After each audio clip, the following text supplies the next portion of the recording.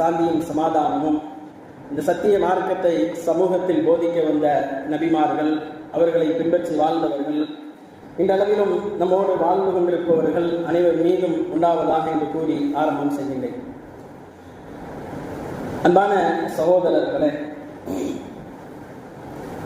நவீன காலம் என்பது மிக வேகமாக ஒவ்வொரு மணித்துளியும், ஒவ்வொரு மணி நேரமும், ஒவ்வொரு நாட்களும் நம்மை விட்டு பிரிந்து கொண்டே இருக்கின்றது. இந்த வேகத்திற்கு ஈடுகட்டும் முகமாக நாமும் நம்முடைய பொருளாதாரத்தை தேடி ஒவ்வொரு நாளும் அதோடு ஓடிக்கொண்டிருக்கிறோம். இந்த சூழல் எப்படியான ஒரு சூழல் என்றால், கடந்த காலங்களிலே நமக்கெல்லாம் சொல்லிக் கொடுத்திருப்பார்கள், ரமலான் என்பது ஆரம்பித்தது போல்தான் தெரியும், ஆனால் ஒரு ஒரு குறிப்பிட்ட தருவாய்க்கு பிறகு அது நம்மை விட்டு வேகமாக சென்றுவிடும் என்று. ஆனால் இன்றைக்கு பல நிகழ்வுகள் அதுபோன்று ஆகியிருக்கிறது. நாம் அதை இயல்பாக பார்த்திருப்போம். ரமலான் என்பது ஆரம்பிப்பது போன்று தெரியும், பெருநாள் தொழுகைக்காக தக்பீர் கட்டிக் கொண்டிருப்போம். இப்படி பல ரமலான் மாதங்கள் நம்மை விட்டு ஓடி இருக்கிறது. ஆனால் சமீபத்திய காலம் என்பது நம்மை விட்டு மிக மிக வேகமாக, நாமெல்லாம் யோசித்து கூட பார்த்திருக்க மாட்டோம். பல பேர் தங்களுடைய வயதை கண்டு ஆச்சரியப்படுவார்கள். பலருக்கு உங்களுக்கு வயசு எத்தனைன்னு கேட்டீங்க, அவருக்கு ஒரு நிமிஷம் அப்படி ஸ்டன் ஆகி பதில் சொல்வார். ஏன், ஒரு காலத்தில் அவருடைய வயதை சொல்வதற்கு தயக்கம் இல்லை, இன்னைக்கு வயதை சொல்வதற்கு கூட தயக்கம் ஏற்பட்டு இருக்கிறது. ஏனென்றால் காலம் வேகமாக ஓடுகிறது, மிக மிக வேகமாக ஓடுகிறது. அதற்கு ஈக்குவலாக நாமும் ஓடுவதற்கு துணிகின்றோம். ஆனால் பழைய காலத்தை போன்று நம்முடைய நவீன காலம் என்பது அமைக்கப்பட்டிருக்கிறதா என்றால், பழைய காலத்திலே, கடந்த காலங்களிலே நாம் அந்த காலத்தினுடைய ஓட்டத்திற்கு ஏற்ப நம்முடைய செயல்பாடுகளை அமைத்து இபாதத்துகளிலும் மார்க்க செயல்பாடுகளிலும் நம்மை ஈடுபடுத்திக் கொண்டோம். ஆனால் நவீன காலம் என்பது அந்த காலங்கள் ஓடும் பொழுது அந்த இபாதத்துகள் மார்க்க செயல்பாடுகள் எல்லாம் கொஞ்சம் நம்மை விட்டு தூரமாக போய்விட்டது. நாம் எப்படி இருக்கிறோம் என்று சொன்னால், நம்முடைய பொருளாதாரத்தை நாம் கொண்டு வந்து சேர்ப்பதுதான் நமக்கு பரலான கடமை என்பது போன்று நம்முடைய வாழ்வியலினுடைய பெரும் பகுதியை நாம் ஆக்கிவிட்டோம். நம்முடைய வாழ்வினுடைய பெரும் பகுதியை நாம் அமைத்திருக்கிறோம். அன்பானவர்களே, யோசித்து பாருங்கள். மறுமை நாள் என்று ஒன்றை அல்லாஹ் ரப்புல் ஆலமீன் படைத்திருக்கிறார். இந்த மறுமை நாள் என்பது முழுக்க முழுக்க அல்லாஹ் ரப்புல் ஆலமீன் நம்முடைய ஒவ்வொரு அசைவு குறித்தும் கேள்வி கேட்பான், நம்முடைய ஒவ்வொரு செயல்பாடு குறித்தும் கேள்வி கேட்பான். நாம் எவ்வளவு பொருளாதாரங்களை சம்பாதித்தாலும், ஹலாலானதாக சம்பாதித்தாலும் நன்மைகள் இல்லை என்று சொன்னால் அல்லாஹ் ரப்புல் ஆலமீன் அந்த நன்மைகளுக்கும் நம்மிடத்திலே கேள்வி கேட்பார். இபாதத்துகள் இல்லை, பரலான வணக்க வழிபாடுகள் இல்லை என்று சொன்னால் அது குறித்தும் அல்லாஹ் கேள்வி கேட்பான். காலங்கள் ஓடுவது என்பது, காலங்கள் நம்மை விட்டு கடந்து செல்வது என்பது நமக்கு ஆச்சரியத்தை ஏற்படுத்துகிறது. நாம் எல்லாம் நிதர்சனமாக பார்க்கின்றோம். இன்னும் 10 ஆண்டுகள் 20 ஆண்டுகள் ஆகிவிட்டது என்று சொன்னால் நம்மில பெரும்பான்மையானவர்கள் முதுமையை நோக்கி சென்று விடுவோம், முதுமையை நோக்கி போய்விடுவோம். முதுமைக்கு பிறகு நம்முடைய இபாதத்துகள் எப்படி இருக்கும்? நம்மால் சீரான இபாதத்துகளை செய்ய முடியுமா? நிறைய பேர் அப்படி ஒரு கற்பனையில் இருக்கிறாங்க. வயதான பிறகு, ஒரு 50 வயது ஆன பிறகு நாம் ஒரு பள்ளிவாசல்ல ஒதுங்கி இபாதத்துகளை செய்துவிட்டு பரலான கடமைகளை நிறைவேற்றிவிட்டு காலங்களை அப்படியே கடத்தி விடலாம், நல்ல நிலையிலே மரணித்து விடலாம் என்று அல்லாஹ்வுடைய தூதர் அவர்கள் அங்கங்க செக் வைக்கிறாங்க. அல்லாஹ்வுடைய தூதர் அங்கங்க என்ன செய்யறாங்க? நீ அப்படியெல்லாம் கற்பனை கனவு காணாதே என்று நமக்கு அழகான பல உபதேசங்களை சொல்கிறார்கள். அல் குர்ஆன் என்ன செய்யுது தெரியுமா? இந்த காலத்தை பற்றி பேசுகிறது. அல் குர்ஆன் காலத்தை பற்றி பேசுகிறது. வல் அஸ்ர், காலத்தின் மீது சத்தியமாக, இன்னல் இன்சான லஃபீ குஸ்ர், நிச்சயமாக மனிதன் நஷ்டத்தில் இருக்கின்றான், மனிதன் நஷ்டத்தில் இருக்கிறான் அப்படின்னு சொல்லிட்டு விதிவிலக்கு கொண்டு வந்து அல்லாஹ் ரப்புல் ஆலமீன் சேர்க்கின்றான். மனிதர்கள் நஷ்டத்தில் இருக்கிறார்கள், இன்னல் இன்சான லஃபீ குஸ்ர், மனிதர்கள் நஷ்டத்தில் இருக்கிறார்கள் அப்படின்னு சொல்லிட்டு சிலரை அதுல இருந்து விலக்கி விடுறான். எல்லா மனிதர்களும் நஷ்டத்துல இல்ல, எல்லா மனிதர்களும் மறுமையில நஷ்டமடைய மாட்டார்கள். யார் நஷ்டமடைவார் என்று அல்லாஹ் சொல்லும் பொழுது, இல்லல்லதீன ஆமனு, யார் அல்லாஹ்வை நம்பிக்கை கொண்டார்களோ அவர்களை தவிர மற்ற எல்லோரும் நஷ்டத்தில் இருக்கிறார்கள். வஅமிலுஸ் ஸாலிஹாத்தி, ஆமனு மட்டும் போதாது, வாவ சேர்த்து அமிலுஸ் ஸாலிஹாத்தி, இன்னும் யாரெல்லாம் நல்ல காரியங்களை செய்தார்களோ, சாலிஹான அமல்களை செய்தார்களோ, அவர்கள் எதை செய்தால் மறுமையிலே கூலியை பெற்றுக் கொள்வார்களோ அந்த அமலை செய்தார்களோ இவர்களை தவிர மற்ற அத்துணை மக்களும் நஷ்டத்தில் இருக்கிறார்கள் என்று அல்லாஹ் ரப்புல் ஆலமீன் பேசுகின்றான். அப்போ ஒரு மனிதனுடைய இந்த உலக வாழ்க்கை என்பது நமக்கு பல்வேறு கோணங்களிலிருந்து ஷைத்தானுடைய அழைப்புகள் வந்து கொண்டே இருக்கும். இந்த ஷைத்தானுடைய அழைப்புகள் நல்ல மாதிரி தான் வரும். ஷைத்தானுடைய அழைப்பு டைரக்டா உங்களை தொலை போகாதன்னு சொல்லாது, டைரக்டா வட்டி வாங்காதன்னு சொல்லாது, ஹராமான சம்பாத்தியத்தை டைரக்டா நீ செய்யாதுன்னு சொல்லாது. ஷைத்தானுடைய பேச்செல்லாம் எப்படி இருக்கும் தெரியுமா? உங்களை டைரக்டா வழிகெடுக்கவே மாட்டான். இதை செய், ஜினா செய், திருடு, பொய் பேசு, நீ ஹராமை செய் என்று டைரக்டாக வழிகெடுக்க மாட்டான். அவனுக்கு ஒரு மெத்தட் வச்சிருக்கான். என்ன மெத்தட் தெரியுமா? அதைத்தான் ஆதம் நபிகிட்ட பயன்படுத்தலாம். சூரா அத்தியாயம் 7 எடுத்து நீங்க படிச்சு பார்த்தீங்கன்னா அந்த அத்தியாயத்துல ஆதம் நபி சொர்க்கத்துல இருந்து இறக்கப்பட்ட அந்த வரலாறு பேசப்படும். அதுல இவன் ஆதம் நபியோடு பேசும் பொழுது அல்லாஹ் ரப்புல் ஆலமீனுடைய உத்தரவு என்ன தெரியுமா? ஆதம் அலைஹிஸ்ஸலாத்தை படைச்சான். அவங்களுடைய விழா இடத்துல இருந்து ஹவ்வா அம்மாவை படைக்கிறான். படைச்சிட்டு 2 பேரையும் சொர்க்கத்துல போய் சுற்றி திரியுங்கன்னு சொல்லி விட்டுட்டான். நீங்க நல்லா சுத்தி பாருங்க அப்படின்னு அல்லாஹ் விட்டுட்டான். விட்ட பிறகு அல்லாஹ் என்ன சொல்றான்னா, போகும்போதே சொல்றான், அங்க ஒரு மரம் இருக்குது, நீங்க என்ன வேணாலும் சாப்பிடலாம், என்ன வேணாலும் புசிக்கலாம், அங்க ஒரு மரம் இருக்குது, அந்த மரத்தில இருந்து மட்டும் நீங்க என்ன செய்யக்கூடாது, உண்ணக்கூடாது அப்படின்னு சொல்லி அல்லாஹ் இறக்கி விடுறான். இப்ப ஷைத்தான் வரா. ஷைத்தான் என்ன செய்யணும்? போய் சாப்பிடுங்க ஆதம்னு சொல்லணும்ல, அப்படி சொல்லல. ஆதம் அலைஹிஸ்ஸலாமுடைய உள்ளத்துல வஸ்வாசை ஏற்படுத்துகிறான். இப்படி நண்பர்கள் நமக்கு இருப்பார்கள். நம்முடைய நண்பர்களுடைய பட்டியல் எடுத்து பார்த்தீர்கள் என்றால் நல்லவர்கள் பலர் இருப்பது போல ஷைத்தான்கள் சிலர் இருப்பார்கள். நமக்கு என்ன செய்வாங்கன்னா, நன்மையை ஏவுறது மாதிரியே தீமையை ஏவுவார்கள். இப்ப இந்த சம்பவத்தை பாருங்க. ஆதம் அலைஹிஸ்ஸலாத்துட்ட ஷைத்தான் போய் சொல்றான். என்ன சொல்றான்னா, ஆதமே நீங்கள் அந்த மரத்தை நெருங்காதீர்கள் என்று ரப்பு சொல்லி இருக்கிறான். ஆனா அல்லாஹ் சொல்லியிருந்தாலும் கூட நீங்க அந்த மரத்தை நெருங்கினால் உள்ளத்துல குழப்பத்தை ஏற்படுத்த, நெருங்கினால் சொர்க்கத்துல நிரந்தரமா இருப்பீங்க, நீங்க 2 பேரும் 2 வானவர்களாக மாறிவிடுவீர்கள் என்று சொன்ன உடனே ஆதம் அலைஹிஸ்ஸலாத்துக்கு, ஆமா ஒருவேளை சொர்க்கத்துல நம்ம நிரந்தரமா இருந்துருவோமோ, நம்ம வானவர்கள் ஆயிட்டா நிரந்தரமா இருந்துடலாம்ல அப்படிங்கிற மாதிரி ஒரு சந்தேகத்தை வஸ்வாசை ஏற்படுத்துகிறான் என்று குர்ஆன் பேசுது. அந்த வஸ்வாசை ஏற்படுத்தின மாத்திரத்துல ஆதம் அலைஹிஸ்ஸலாம் என்ன செய்றாங்க, அந்த மரத்தில் இருந்து புசிக்க ஆரம்பிக்கிறார்கள். இதான் ஷைத்தானுடைய வேலை. நம்ம நண்பர்கள்ல சில பேர் இப்படி வழிகாட்டுவாங்கன்னு சொன்னோம்ல, இந்த ஷைத்தான் இதைத்தான் செய்யறான். டைரக்டா போய் பாவம் செய்யும் சொல்ல மாட்டாங்க. என்ன செய்வான், ஒரு வியாபாரத்துல வீழ்ந்து போகக்கூடிய நேரத்துல வருவான் நண்பன். அவன் முழுக்க பாவியாக தன்னை சமூகத்திலே நடமாடி இருப்பான். இவன் சொல்லுவான், கொஞ்சம் தானே, கொஞ்சம் இன்ட்ரெஸ்ட் வேணும்னா வாழ்க்கையில முன்னேறினான், நீ யாருமே செய்யாத பெரிய ஒரு பாக்கியத்தை செய்யற, என்ன குடும்பத்துக்கு வீடு கட்டுறானா, வீடு கட்ட கொஞ்சம் காண்டு வட்டி வாங்கிட்டேன்னு வை, அதுக்கப்புறம் ஒரு வருஷத்துல அடைச்சிடலாம், நீ ஃபுல்லாவே அதுல இருக்க போற. இந்த சந்தேகத்தை ஷைத்தான் ஏற்படுத்துவான். இது ஏற்படுத்துறது பாவம் செய்யணும் டைரக்டா போய் ஒரு நல்லடியான போய் அல்லாஹ்வை பயந்து வாழக்கூடிய ஒரு மனிதனை போய் என்னைக்கு மணி எடுக்க முடியாது. உள்ளத்துல சந்தேகத்தை ஏற்படுத்தி, பிற்காலத்தை பற்றிய சிந்தனையை ஏற்படுத்தி, அதில் கிடைக்கக்கூடிய மகிழ்ச்சியை ஏற்படுத்தி விட்டால் அவன் என்ன செய்வான், உள்ளத்துல குழப்பம் அடைவான். உடனே என்ன செய்வான், குழப்பம் அடைஞ்ச மாத்திரத்துல அல்லாஹ் இதைத்தான் என்ன செய்யறான், வல் அஸ்ரி இன்னல் இன்சான லஃபீ குஸ்ர் என்று ஆணித்தரமாக அல் குர்ஆன்ல பேசுறான். குழப்பம் அடைஞ்ச உடனே வட்டியில போயிடுறான், பாவத்துல போயிடுறான். அற்ப சுகத்துக்காக வேண்டி, இந்த உலகத்தினுடைய மோகத்திற்காக வேண்டி எதையெல்லாம் செய்யக்கூடாது என்று ரப்பு கட்டளையிட்டானோ அதையெல்லாம் செய்வதற்கு முன் வருகின்றான். இதெல்லாம் எதற்காக, இந்த உலக வாழ்க்கையிலே கிடைக்கக்கூடிய சந்தோஷத்திற்காக, மகிழ்ச்சிக்காக. நம்முடைய வாழ்க்கையில் நாம் எவ்வளவு வேண்டுமானாலும் இந்த உலகத்திலே கிடைக்கக்கூடிய சுகபோகங்களை அனுபவிக்கலாம், அது ஹலாலாக இருக்க வேண்டும் என்பது ரப்புடைய கட்டளை. அது மார்க்கம் காட்டி தந்த அந்த வரையறைக்குள் இருக்க வேண்டும் என்பது அல்லாஹ்வுடைய கட்டளை. ஆனால் அதே நேரத்தில் மார்க்கத்தில் இருந்து எந்த இபாதத்துகளும் நம்மிடத்தில் இல்லை என்றால், உபரியான இபாதத்துகள் இல்லை என்று சொன்னால் மறுமை நாளிலே நாம் நஷ்டவாளிகளாக மாறிவிடுவோம் என்பதை புரிந்து கொள்ள வேண்டும். நம்மால் இந்த மார்க்கத்தில் என்னவெல்லாம் நன்மைகளை செய்ய முடியுமோ அதை செய்வதற்கு முன்வர வேண்டும். பொருளாதாரத்தால், உடலால், நம்முடைய நேரத்தால் என்ன தியாகங்களை இந்த மார்க்கத்திற்காக நாம் கொடுக்க முன்வர முடியுமோ அதை ஒவ்வொரு நாளும் செய்வதற்குண்டான ஒரு திட்டமிடல் இருக்க வேண்டும்.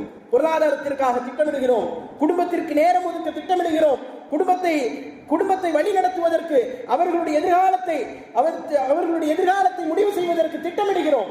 ஆனால் மார்க்கத்திலே ஏதாவது ஒரு நல்ல அமல்களை செய்வதற்கு, நல்ல காரியங்களை செய்வதற்கு, ஒரு பள்ளிவாசலோடு ஒரு ஜமாத்தோடு இணைந்து இன்னவிர மார்க்க பணிகளை செய்வதற்கு நாம் திட்டமிடல் என்ன என்று யோசித்து பாருங்கள். அதுல பூஜ்ஜியமாகத்தான் இந்த சமூகத்திலே பெரும்பான்மையானவர்கள் வளம் வந்து கொண்டிருக்கிறார்கள். 5 நேரம் தொழுவார், அந்த தொழுகையே அவருடைய வாழ்க்கையிலே பெரும்பாரமாக இருக்கும். அந்த தொழுகைதான், அந்த தொழுகையை தொழுதுவிட்டால் சொர்க்கம் சென்று விடலாம் என்கின்ற கற்பனையிலேயே அவருடைய வாழ்வினுடைய பெருங்காலம் கடந்துவிடும். அன்பான சகோதரர்களே, இந்த உரையினுடைய அடிப்படை நோக்கம் என்பது அல்லாஹ் ரப்புல் ஆலமீன் நமக்கென்று என்ன விதித்திருக்கிறானோ அது நடக்க இருக்கிறது என்பதுதான். நமக்காக அல்லாஹ் விதித்திருப்பது காலம் ஓடலாம், நம்மை விட்டு எல்லாம் கடந்து செல்லலாம். கடந்த காலத்திலே நாம் கண்டவர்கள் எல்லாம் இன்றைக்கு இல்லாமல் இருக்கலாம். ஆனால் அல்லாஹ் எனக்கென்று ஒரு விதியை விதித்திருப்பான். நான் தான் என்னுடைய கபருக்கு, என்னுடைய குழியிலே வைக்கப்பட்ட பிறகு பதில் சொல்வதற்கு தகுதியானவனாக இருக்கின்றேன். என்னை பற்றி தான் அல்லாஹ் என்னிடத்திலே கேட்பான். என்னுடைய குடும்பத்தை பற்றியோ, என் சகோதரனை பற்றியோ, சகோதரிகளை பற்றியோ, நண்பர்களை பற்றியோ ஒரு காலத்திலும் அல்லாஹ் என்னிடத்திலே கேட்க மாட்டான். இதே நிலைதான் இங்கு அமைந்திருக்கக்கூடிய அத்துணை பேருக்கும். அல்லாஹ் உங்களிடத்திலே கேள்வி கேட்கிறான் என்றால் உங்களை குறித்து அல்லாஹ் கேள்வி கேட்பான். நீங்கள் மார்க்கத்தால் எவ்வளவு இணைந்திருந்தீர்கள், மார்க்கத்தை விட்டு எவ்வளவு தூரமாக இருந்தீர்கள் என்பதை அல்லாஹ் கேட்பான் என்பதை நாம் மறந்துவிடக் கூடாது. ஆகையால் காலம் ஓடுவதும் இன்ன காரியங்கள் நடந்து கொண்டிருப்பதும் நமக்கு முன்னுதாரணம் அல்ல. ரப்புல் ஆலமீன் கொடுத்த குர்ஆனும் சுன்னாவும் தான் நமக்கு முன்னுதாரணம். அல்லாஹ்வுடைய தூதரவர்கள் அதை தெளிவாக ஒரு நபிமொழியிலே நமக்கு முன்வைத்தார்கள். ஒரு மனிதனை அல்லாஹ் படைக்க நாடிவிட்டான் என்று சொன்னால் அந்த தாயினுடைய கருவறையிலே அல்லாஹ் என்ன செய்வானாம், அந்த குழந்தை ஒரு 40 வயதை அடைகின்ற வரைக்கும் அல்லாஹ் தாமதிப்பார். 40 அடைஞ்ச பிறகு அந்த குழந்தை என்ன செய்து ஒரு கட்டியாக மாறுகிறது. பிறகு ஒரு 40 வயது ஆகிறது. 40 வயது அடைந்து விட்டால் பிறகு அந்த குழந்தையினுடைய தன்மை மாறுகிறது.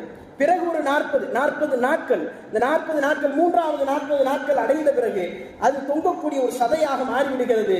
இப்படி மாறிய பிறகு ரசூலுல்லாஹ் சொல்கிறார்கள், இப்படி மாறிய பிறகு அல்லாஹ் அந்த கருவறையிலேயே அவர்களுக்கென்று விதியை எழுதக்கூடிய ஒரு வானவரை அனுப்புவான். அந்த குழந்தை உள்ள வளர்ந்து இருக்குமா இல்லையா, அந்த மனுஷன் வளர்ந்து இருப்பானா இல்லையா, இதுதான் நம்ம எல்லாருக்கும். உங்க உம்மா வயிற்றுல நீங்க எல்லாரும் உள்ள இருந்தீங்கல்ல, அப்ப 3வது 40வது நாள் முடிஞ்ச பிறகு 120வது நாள் முடிஞ்ச பிறகு வானவர் அனுப்பப்பட்டு பெயர் எழுதப்படுகிறது.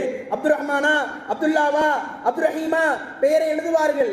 எழுதிவிட்டு அவர்களுக்கென்று அல்லாஹ் 4 கட்டளைகளை கொடுத்து அனுப்புவான். அதில் முதலாவது கட்டளை அவருடைய வாழ்நாள் குறித்த கட்டளை, எவ்வளவு நாட்கள் அவர் இங்கு வாழ்வார், எவ்வளவு நாட்களிலே மரணிப்பார் என்கின்ற கட்டளை. 2வது கட்டளை அவருடைய வாழ்வாதாரம் குறித்தது, அவர் என்னவெல்லாம் உண்ணுவார், எதையெல்லாம் உண்ண மாட்டார், எவ்வளவு நாட்கள் உண்ணுவார், எவ்வளவு நாட்கள் உண்ண முடியாமல் கிடப்பார் என்பதெல்லாம் அதில் எழுதப்படும். அல்லாஹ் ரப்புல் ஆலமீன் இப்படி 4 கட்டளைகளை அந்த மனிதருக்கு எழுதிய பிறகு அல்லாஹ் ரப்புல் ஆலமீன் அவருடைய செயல்பாட்டையும் அதிலே கூடுதலாக எழுதுகின்றான். எழுதி முடித்த பிறகு அல்லாஹ் ரப்புல் ஆலமீன் அந்த மனிதரை விட்டு வானவர் பிரிந்து விடுகிறார். இதே நிலையில் தான் அந்த குழந்தை இந்த பூமியிலே பிறக்கிறது. நாம் எல்லாம் சொல்கிறோமே, 60 வயதிலே ஒருவர் மரணித்து விட்டால், 60 வயதிலே மரணித்து விட்டால் எவ்வளவு சுறுசுறுப்பாக இருப்பார், இப்பவே மரணித்து விட்டாரே, இப்படி ஒரு நோய் பாதிப்பு அவருக்கு ஏற்பட்டு விட்டதே. 50 வயதிலே மரணித்து விட்டாலும் அப்படித்தான் சொல்வோம். 40 மரணித்தாலும், 30 மரணித்தாலும், 20 மரணித்தாலும் அப்படித்தான் சொல்வோம். பிறந்த உடனே ஒரு குழந்தை மரணித்து விட்டது, எவ்வளவு காலமாக குழந்தை இல்லாமல் இருந்தார், இந்த குழந்தை மரணித்து விட்டதே என்று ஆதங்கப்படுவோம். இதெல்லாம் என்ன தெரியுமா, ரப்பு அதுக்கு அவ்வளவுதான் விதிச்சிருக்கிறான். அல்லாஹ் அதுக்கு அவ்வளவுதான் விதிச்சிருக்கிறான். அதுக்கு மேல நாம எவ்வளவு போராடினாலும் சரி, எவ்வளவு கஷ்டப்பட்டாலும் சரி, அல்லாஹ் விதித்ததை தவிர வேற எதுவும் அதுக்கு கிடைக்காது. அல்லாஹ் விதித்ததை தவிர அந்த குழந்தைக்கு எந்த ஒன்றுமே கிடைக்காது, அந்த மனிதருக்கு எதுவுமே கிடைக்காது. அவர் இறந்து விட்டார் என்று சொன்னால் அல்லாஹ்வுடைய விதி அவருக்கு ஏற்பட்டு விட்டது. இது இப்ப முடிவு செய்யப்படவில்லை, இது அவர் கருவில் இருக்கும் பொழுது முடிவு செய்யப்பட்டது. எப்போ வஃபாத் ஆகணும், நான் எப்போ வஃபாத் ஆகணும், நீங்கள் எல்லாம் எப்பொழுது மரணிக்க வேண்டும் என்பதெல்லாம் இப்ப நம்ம கையில கிடையாது. நாம போராடலாம், தூக்கி கொண்டு ஹாஸ்பிட்டலாக அலையலாம், குறிப்பிட்ட வயதிலே வரக்கூடாத நோய் வந்துவிட்டது என்பதற்காக, அல்லது நாம் நினைத்து கூட பார்க்க மாட்டோம். அப்படியான ஒரு காலகட்டத்திலே நமக்கு அல்லாஹ் மரணத்தை கொடுப்பான். அதற்கான காரணம் என்ன, கருவில் அது முடிவு செய்யப்பட்டு விட்டது.